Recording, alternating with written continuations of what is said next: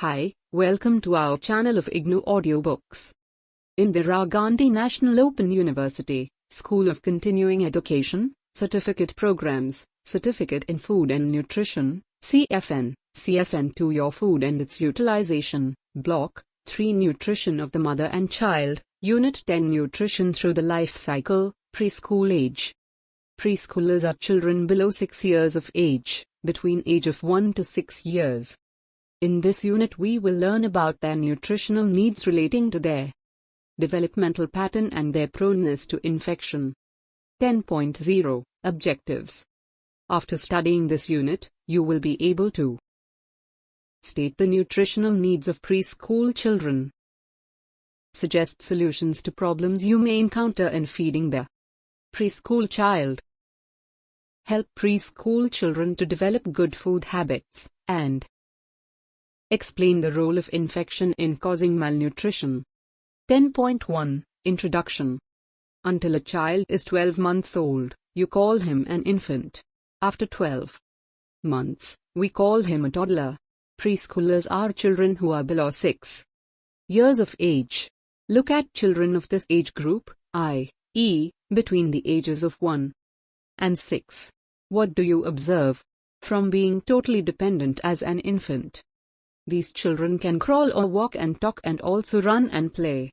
All these activities will influence the amount of food the preschoolers eat. This is the age when food habits are formed. The preschool years, therefore, are important in the child's life because they form the foundation for a lifetime of good nutritional and health practices. In this unit, the developmental characteristics of a preschool child are explained with special focus on nutritional needs.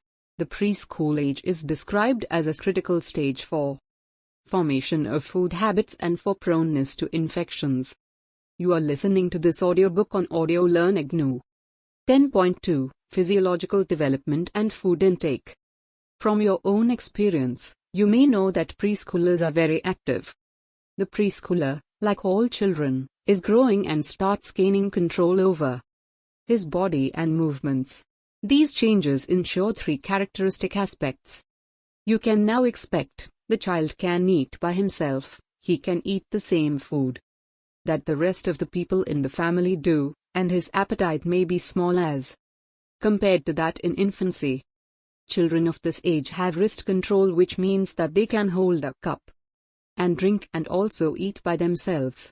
Of course, a 2-year-old may not eat as neatly as adults do and may spill some food. However, as he gets older he will be able to eat neatly. By the time he is about 1 or 1.5-year-old, your preschool child should be eating the same food as the rest of the family. But you must not give him very spicy food. This is because his digestive tract is still not able to tolerate the spicy food that adults can eat. Most of a preschooler's nourishment should come from solid foods, though he or she may still have some milk as well. It is not advisable to give oily foods to the child. This is because such foods stay in the stomach longer. As a result, the child may not be hungry at the next meal and may eat less than he should. During the 2nd and 3rd years, preschoolers need less food than you expect. You, as an adult, may think that this is poor appetite. Mothers are very concerned about such a sudden change. In Unit 5, you learn that preschoolers do not grow as rapidly as they did during infancy. Naturally, the child's body regulates itself by having a smaller appetite. The amount of food eaten will vary from one child to another. You may find that the same child eats well at one time and small amount at another. As the child grows and becomes more and more active, he will lose some of the chubbiness and become lean. As long as a child is active, healthy and growing at an acceptable rate, you should expect these changes as characteristic of this group. You should worry only if the child is repeatedly falling ill, is lethargic and apathetic and has not gained weight for a prolonged period. 10.3 Development of food habits in the preschool years. As you may have seen, food often takes second place because the child is interested in so many different things. It is at this age, however, that you can inculcate the right attitudes and good food habits. As in everything else, Parents and elders are the most important influence in the child's life because the child imitates his parents and elders using them as models. As a parent, you can do a few things to ensure that your child develops good food habits. It is better not to transmit your dislikes and likes to the child. If you dislike certain foods, do not pass it on to the child. In many families, certain vegetables and foodstuffs are not even brought into the home and used, because one or the other parent dislikes it. This is not good. Let your child try all kinds of vegetables and fruits. The foods you offer to the child should be well prepared and attractive. This is something that not only a small child, but all of us would like. Be patient with your child even when he is messy in eating. If you are impatient, you may hinder his ability to eat by himself. Praise him when he eats all his food.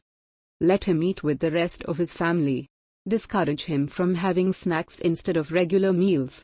Eating too many sweets or snacks is not only monotonous but will give him only energy without the other essential nutrients. Sweets also lead to tooth decay.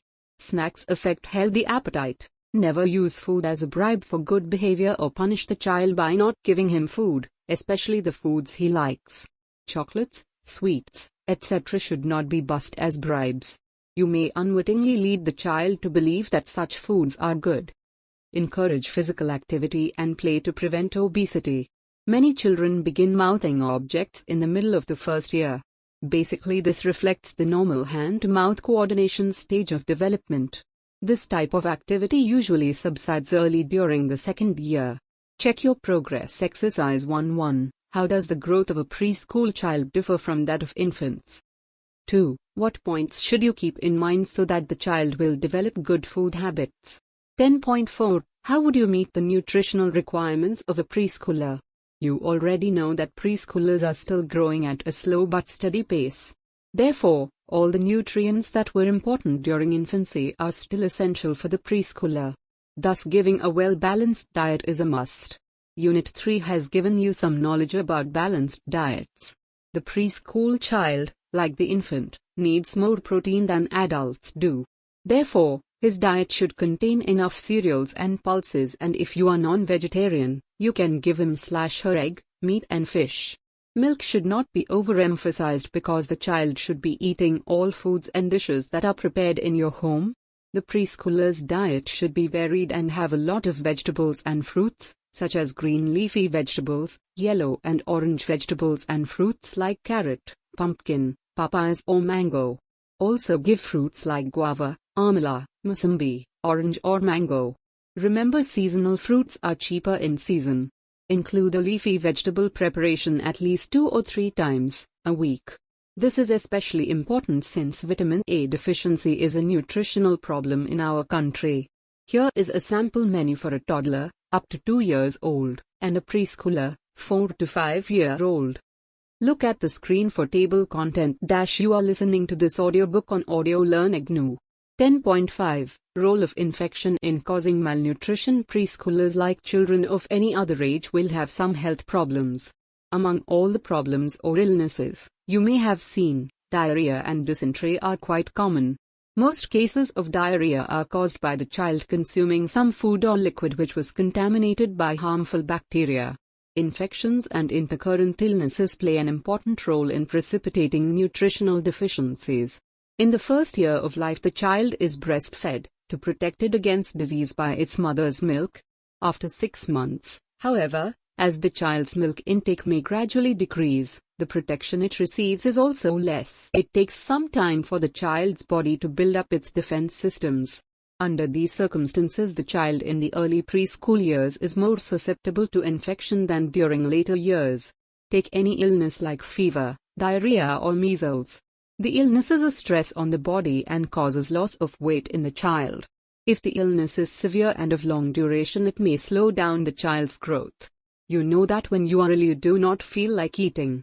Thus, the child may eat less than he does normally, although at such a time, he actually needs more food. Some families may restrict food during the illness, and sometimes you will find that some people do not even give water to a child suffering from diarrhea. It is very important that you feed a child during his illness. Give the child easy to digest foods with less spices and oil. Include foods from all the food groups, especially from Group 3. You may have to feed the child frequently, giving him small amounts at a time. Khichdi, soft-cooked rice and whole vegetable soups, cereal and milk porridge are easy to digest and are foods you must be familiar with. After the child recovers, care must be taken to provide sufficient nutrition so that the child can catch up and put on weight. During the recovery stage, the child needs more food to make up and put on the weight he may have lost. Suppose a child does not get sufficient food, he or she is exposed to infection once again. Before the child has had time to recover and catch up with the growth that he has not been able to achieve, he will fall ill again. This second illness will make the child weaker than he was before. If this happens repeatedly, the child will soon be underweight and may eventually become malnourished. A malnourished child is more susceptible to infection. So the cycle goes. Figure 10.1 describes vicious cycle of infection and malnutrition. Look at the screen for table content. Suppose a child in your family has diarrhea, what do you do normally? You may be aware that diarrhea and dysentery make the child lose a lot of body water. It is important, therefore, to give the child plenty of water. Here is a suggestion for making a simple drink for the child. Take 1 glass of water which has been boiled and cooled.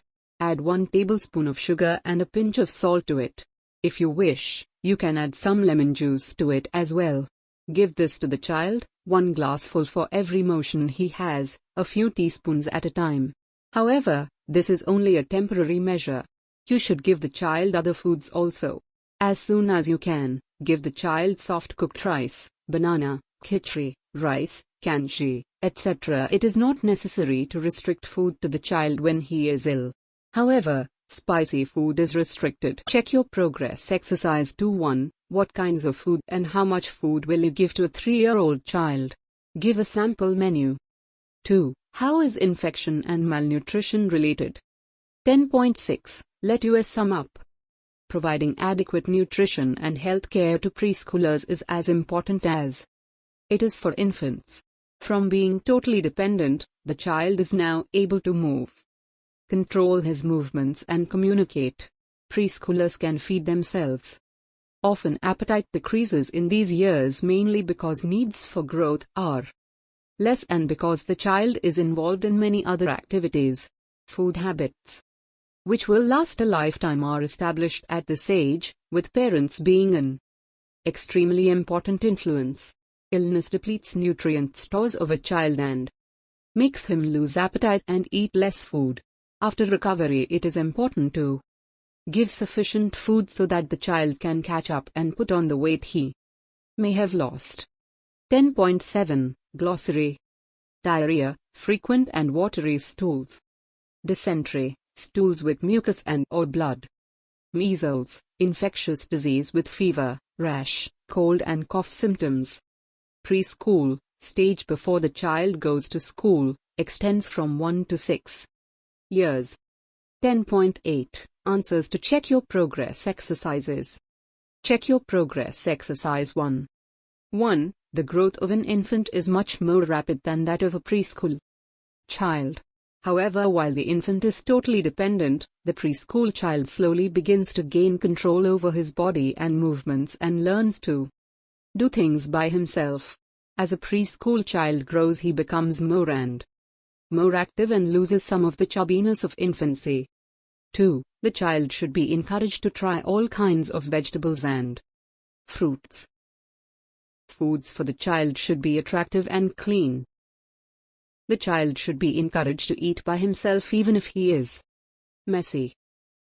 Too many sweets should not be encouraged. Chocolates and sweets should not be offered as incentives for good behavior. Check your progress exercise 2. 1. A 3-year-old child should be given cereals, pulses, egg, meat, fish, if non-vegetarian, fruits, vegetables and milk. Sample menu for a 3-year-old. Breakfast, half basin palak roti, 1 glass milk or sandwich, of 2 slices, 1 glass milk or bread butter 2 slices, 1 glass milk. Lunch, chapati 1.5, rice 1 katori.